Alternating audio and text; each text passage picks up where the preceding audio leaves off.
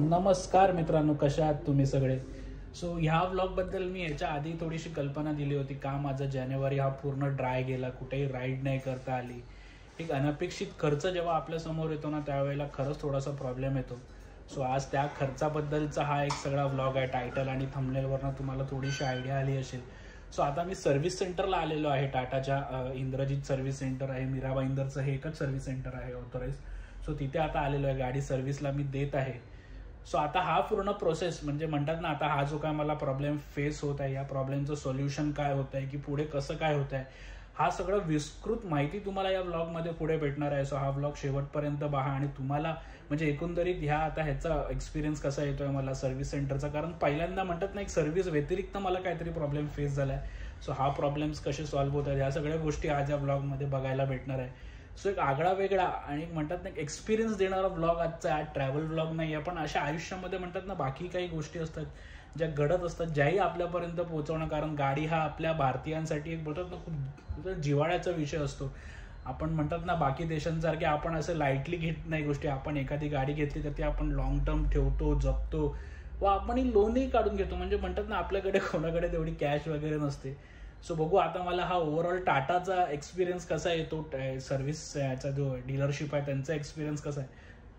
So आता आपली stage 1 आता ते इन्स्पेक्शन वगैरे होईल गाडीचं आणि त्यानंतर मग आपण आता पुढे हा व्लॉग तुम्हाला शेवटपर्यंत मी सगळी माहिती देईन. नमस्कार मित्रांनो. सो आता आपण आपला पुढचा पार्ट रेकॉर्ड करत आहे. आता गाडी माझी सर्व्हिस होऊन आलेली आहे आणि 3 दिवस लागले मला सुमारे या पूर्ण प्रोसेसमध्ये. सो म्हणजे म्हणतात ना एखादी नवीन गाडी घेतो या अपेक्षेने की नवीन गाडीमध्ये आपल्याला ॲजचा जसा काही प्रॉब्लेम नाही यायला पाहिजे. नवीन गाडी घेण्याचा एक मेन हेतू आपला असा असतो की पीस ऑफ माइंड आपल्याला भेटली पाहिजे. आपल्याला फॅक्टरीतनं गाडी भेटते म्हणजे म्हणतात त्याच्यामध्ये ॲजचा जसा काही प्रॉब्लेम नाही झाला पाहिजे. पण जो आता प्रॉब्लेम मला फेस झालाय त्याच्यामुळे म्हणतात ना एक आर्थिक नुकसान झालं, त्याच्यानंतर मानसिक चणचण गेल्या महिनाभरामध्ये डोक्यामध्ये तेच होतं. त्यामुळे ना व्लॉगिंग करता आली. बोलतात ना युट्यूबचाही माझं कुठेतरी आता म्हणतात ना एक जे मी पेस पकडलेला किंवा तो जो एक मोमेंटम होता तो सगळाही लॉस झाला. सो 2025ची सुरुवात तसं म्हणायला गेलं तर खूप एक निराशाजनक झाली. पण ठीक आहे, बोलतात ना वाईट काळ असतो आणि वाईट काळानंतर चांगला काळही असतो. सो आता माझी गाडी फायनली सर्व्हिस करून आलेली आहे. सो आता तुम्हाला मी एक गोष्ट सगळी सांगतो. टाटा टिगोर ICNG तुम्हाला थर्ड सर्व्हिसमध्ये किती खर्च देते तुम्हाला ह्याही अंदाजा देणार आहे. आणि मला जो प्रॉब्लेम झाला त्याचं मला सॉल्युशन काय आता भेटलं हेही हास्यास्पद आहे. आणि म्हणतात नाही कुठेतरी एक धडा आहे आपल्याला शिकण्यासाठी. तो या सगळ्या गोष्टी आता आपण सुरुवात करतो. मी तुम्हाला आता माझं थर्ड सर्व्हिसचं बिल दाखवतो. मला थर्ड सर्व्हिसमध्ये आता किती खर्च आला तो आणि माझी मीटर रिडिंग वगैरे पण तुम्हाला सगळं दाखवतो. Let's go. सो मित्रांनो ही आहे माझी मीटर रिडिंग आता सर्व्हिस करून आल्यावरती. सो सर्व्हिसला जाताना एक म्हणतात ना 30-40 किलोमीटरचाच फरक होता. असं काही जास्त काय गाडी चालली नाही होती माझी. सो 12,400 किंवा 4,500च्या रेंजमध्ये मी थर्ड सर्व्हिसला गाडी दिली होती. गाडीला माझ्या आता तसं बघायला गेलं तर 9 महिने झालेले आहेत, 10 महिने झालेले आहेत. मी घेतली होती एप्रिलमध्ये डिलेव्हरी, गुढीपाडव्याला घेतली आहे. आणि हा जो माझा मॉडेल आहे हा एक कच्चा पक्का मॉडेल आहे. म्हणजे डिसेंबर 2023चं ह्याचं मॅन्युफॅक्चरिंग आहे आणि 2024 एप्रिलचं ह्याचं रजिस्ट्रेशन आहे. त्यामुळे हा कच्चा पक्का एक प्रकार असतो गाडींमध्ये. ठीक आहे, तर आता मी तुम्हाला दाखवतो थर्ड सर्व्हिसचा माझा किती खर्च आला तो. ठीक आहे, तर हे आहे माझं थर्ड सर्व्हिसचं इनवॉइस आहे. ठीक आहे, आता ह्याच्यामध्ये या लोकांनी हे इंजन ऑइल वगैरे सगळं, oil filter, assembly, polish papers आला. पॉलिश पेपरचे पण तुमच्याकडनं बघा 31 रुपये इथे पैसे घेतात. म्हणजे सर्व्हिस सेंटरमध्ये बेसिकली सर्व्हिस फ्री असं म्हणतात ना काहीच नसतं. थर्ड सर्व्हिस होती. आता याच्यामध्ये फक्त जे मला डिस्काउंट कुठे भेटला असेल तर ते लेबर चार्ज मागे मला डिस्काउंट भेटला असेल. सो थर्ड सर्व्हिसची सेकंड पेजवरती आता ही माझी फायनल अमाऊंट आहे. सो थर्ड सर्व्हिसचा एकूण माझा खर्च आला आहे सुमारे 6,000 रुपये. सो थर्ड सर्व्हिसमध्ये 6,000 रुपये ह्या गाडीचा खर्च आलाय. गाडी चालली आहे सुमारे 12,500 किलोमीटर. आता 12,500 किलोमीटरमध्ये मित्रांनो म्हणतात ना थर्ड सर्व्हिस 5,500 रुपये, 5,500 रुपये. त्यामुळे ते काही एवढंसं असं महाग नाही आहे. 5,500 रुपये ठीक आहे. आता मी दाखवतो तुम्हाला मेन प्रॉब्लेम. आता मी माझा टायर बदली केलेला आहे आणि टायरचा आता मी तुम्हाला नेणार आहे टायरवाल्याकडे. तिथे आपण जाऊन आता म्हणतात ना मी जे टायर चेंज केले ते तुम्हाला आता दाखवतो. त्याच्यानंतर तो जो खर्च आला तर मला आता मी ह्याच्यामागे ब्रिजस्टोनचे टायर टाकले तर मला एक टायर पडला काहीतरी 5,200 का 300 रुपयाचा एक टायर पडला. मला 2 टायर बदलावे लागले. सो सुमारे 10,500 रुपयाचं म्हणतात ना एक टायर मागेच माझे सर्व्हिस मागे प्रॉब्लेम झाला आणि आता परत माझी म्हणतात ना इन्शुरन्स सुद्धा आता संपणार आहे गाडीचं, कारण आता 1 वर्ष होईल. सो बरोबर माझी गाडी 1 वर्ष संपता मला गाडीला 12,000 रुपये म्हणजे बोलतो ना 10,500 रुपये टायरचा खर्च, आता माझा इन्शुरन्सचा खर्च सुमारे काहीतरी 12-13,000 रुपये इन्शुरन्सचा खर्च झाला. आणि त्याच्या व्यतिरिक्त आता हे जे माझं आता सर्व्हिस झालं सुमारे 5-6,500 रुपये सर्व्हिस झाला. सो 12-10 आणि आपलं 10-13 आणि 5 तर सुमारे 25,000 ते 26,000 रुपये मित्रांनो ह्याच्या मागे माझे खर्च झाले. म्हणजे म्हणतात ना एखादी नवीन गाडी पहिल्या वर्षामध्ये आपल्याला 25,000 रुपये खर्च देते, त्याच्यामध्ये इन्शुरन्सचा पट्टा आपण काढून द्यायला पाहिजे, तो ठीक आहे. पण एक म्हणतात ना 15-16,000 रुपये एका नवीन गाडी मागे आपल्याला खर्च भेटतो. सर हा थोडासा प्रॉब्लेमॅटिक आहे. तर तुम्हाला आता मी टायर दाखवतो कुठचा टाकला आहे आणि त्यानंतर तुम्हाला मी जो टायर माझा काढला तो टायर किती टकला झाला हे सगळे तुम्हाला मी दाखवतो. आणि त्याच्यानंतर म्हणजे म्हणतात ना तो टायर वगैरे बघून घ्या आणि त्याच्यानंतर तो प्रॉब्लेम काय झाला म्हणजे म्हणतात ना मला त्याला सॉल्युशन काय भेटलं हेही तुम्हाला सांगतो. हे हास्यास्पद आहे. सो मित्रांनो हे आहेत आपले नवीन करकरीत टायर जे आता गाडीला चेंज झालेले आहेत आणि यांचा आता आपण ग्रीप बघू शकता. बरोबर 1 बोट जाईल एवढा आता यांचं ग्रीप आहे. नवीन टायर आहेत हे, ठीक आहे. ह्याचं आता आपण बिल वगैरे घ्यायला जाणार आहेत. आणि हे आहेत माझे मागचे टायर जे गाडीमध्ये ऑलरेडी आता वर्षभरापूर्वी मागून जे आहेत.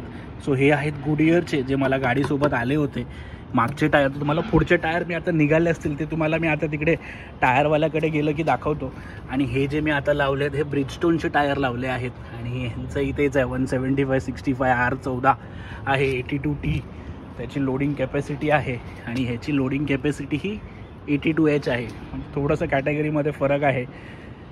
सो हा एक खर्च आपल्या गाडीला आता अनपेक्षित. आणि हाही टायर चेंज करावा लागला आहे आणि हाही टायर चेंज झाला आहे बघा. सो दोन्ही टायर एका वर्षामध्ये गाडीचे आपले चेंज झाले. सो आता जाऊया मेकॅनिककडे बिलिंगसाठी.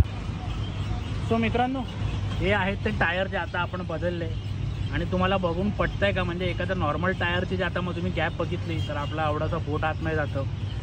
तर इथे हे दोन्ही टायर हा आणि हा खालचा या दोन्ही टायरची हालत बघा फुल फ्लॅट झाले आहेत दोन्ही टायर. सो 12,000 किलोमीटरमध्ये हा प्रॉब्लेम आपल्याला झालेला आहे. आणि बोलतात ना हा अनपेक्षित खर्च. हे एका नवीन गाडीचे टायर आहेत असं बघून आपल्याला वाटतं का म्हणजे आतून बघा आतून तर पूर्ण बोलतात ना फुल ब्लॅक आहे पण बाहेरून बघा पूर्ण टायर म्हणजे याचे थ्रेड आहेत अजून साईडचे पण याचं बोलतात ना लाईफ बघा काहीच नाही आहे टायरचे.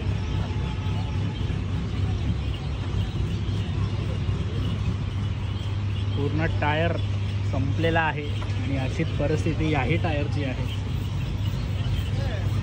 त्यामुळे दोन्ही टायर आपले फ्लॅट झालेले आहेत.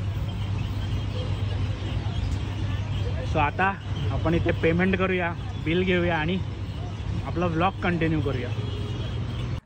सो मित्रांनो तुम्ही आता ते मेकॅनिकशी आपण तिथे जाऊन आलो तुम्हाला ते सगळं कॉस्टिंग कळलं असेल. सो मित्रांनो मला जेव्हा हा प्रॉब्लेम कळला आता माझ्या इथे गाडीमध्ये जर मी तुम्हाला दाखवलं तर मला हा प्रॉब्लेम कळला कुठून तर मेन माझ्या गाडीमध्ये आता इथे तुम्ही हा MID इंडिकेटर बघितला. सो आता इथे हा जो एक वरती जे 2 टायर प्रेशरचे इंडिकेटर आहेत. सो हा जो टायर आहेत ना मित्रांनो हे नेहमी माझी हवा कम करत होते. स्पेशली हा टायरचा माझं बोलतात ना खूप जास्त प्रॉब्लेम होत होता. सो तो मी म्हणतात ना एका जागेवरती हवा चेक करायला जेव्हा गेलो तेव्हा त्यांनी माझं टायर इन्स्पेक्शन केलं आणि तेव्हा लिटरली त्यांनी मला सांगितलं की तुझा टायर फक्त म्हणतात ना 19% उरला आहे. आणि त्यांनी मला स्ट्रिक्टली सांगितलं होतं की बाबा तू एवढ्या टायर लाईफमध्ये खरंच कुठेच जाऊ नको हायवे असं कुठेच तू जाऊ नकोस कारण तुला खूप प्रॉब्लेम होऊ शकतो. सो त्याच्यानंतर मी या सगळ्या गोष्टी इन्व्हेस्टिगेशन केलं. माझी 3rd सर्व्हिसही पेंडिंग होती. तर पहिला आधी मी टायरवाल्यांकडे गेलो तर टायरवाले बोललात की बाबा जनरली अलाइनमेंटचा प्रॉब्लेम झालाय त्यामुळे तुझे टायर घासलेत. तर मी म्हटलं ठीक आहे. तर ते मला बोलले की तू आधी सर्व्हिस सेंटरला ते सर्व्हिसमध्ये सगळं चेक करून घे मग टायर चेंज कर.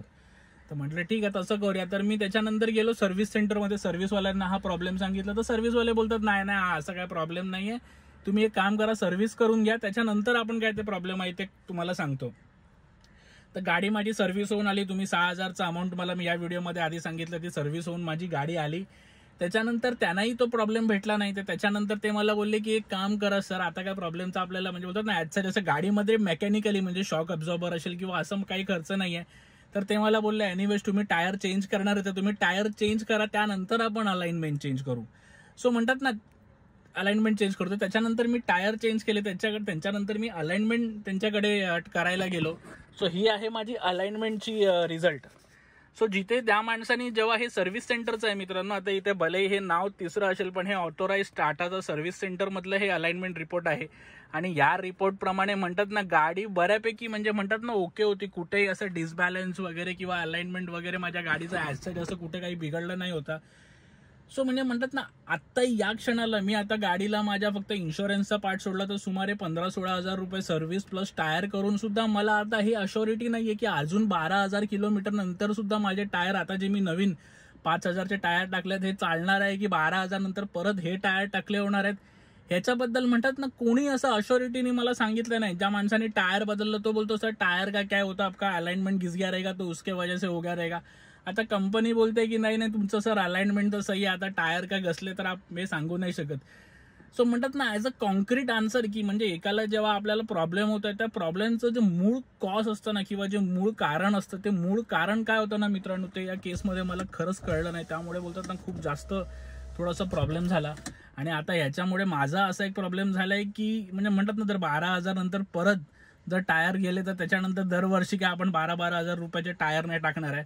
सो याचं एक इंटरिम सोल्युशन मला एक असं सांगण्यात आलंय की तुम्ही एक दर 2-3 हजारानंतर टायरची लाईफ पण चेक करत राहा. आणि एकदा म्हणतात ना सेफ्टी साईडमध्ये तुम्ही आफ्टर मार्केट जे असतात ना तुम्ही अलाइनमेंटचे 200-300 रुपये घेतात तेही तुम्ही चेक करा, म्हणजे तुम्हाला आयडिया येईल की ऍक्च्युली प्रॉब्लेम काय येतोय. सो आता म्हणतात ना एक माझ्या गाडीला आता एक असा हा रोग लागलाय ना की ज्याचा आता बोलतात ना एक दीर्घकाळ आपल्याला एक बोलतात ना उपचार करायचा आहे की म्हणजे म्हणतात ना दर 1,500-2,000 हजार किलोमीटर नंतर मला ते अलाइनमेंट वगैरे चेक करत राहायचं आहे, टायरची लाईफ चेक करत राहायची आहे. सो हा सगळा प्रॉब्लेम. सो एखाद्या नवीन गाडीमध्ये मित्रांनो म्हणतात ना अशा प्रकारे प्रॉब्लेम येणं हे खरंच खूप म्हणजे म्हणतात ना थोडंसं एक बोलतात ना मानसिकरित्याही आपल्याला बोलतात ना हळवणारं आहे. कारण म्हणतात ना आता या गाडीचं EMI जसं मांडायला गेलं तर सुमारे 10-11 हजार रुपये EMI आहे. सो एवढा EMI आपण दर महिन्याला बोलतो. त्यानंतर म्हणतात ना एक पीस ऑफ माइंड आपल्याला कुठेतरी तो भेटायला पाहिजे होता ना की चल ठीक आहे गाडीमध्ये प्रॉब्लेम झाला, आपण मशीन आहे, मशीनमध्ये बिघाड होऊ शकतो त्याबद्दलही काही माहिती नाही. पण त्या बिघाडाचं याचं कॉन्क्रीट सोल्युशन मला कुठे भेटलं नाही की बाबा चला आता मी टायर बदलले, आता तुम्ही अलाइनमेंट रिपोर्टही बघितले, अलाइनमेंट रिपोर्टही गाडीची ओके आहे. सर असं कॉन्क्रीट कुठे ना होतं की हे तुमचं प्रॉब्लेम सॉल्व्ह झालाय किंवा तुम्हाला आता पुढे जाऊन ह्याचं कुठेच कोणाला मला भेटत ना कॉन्क्रीट आन्सर नाही भेटलं.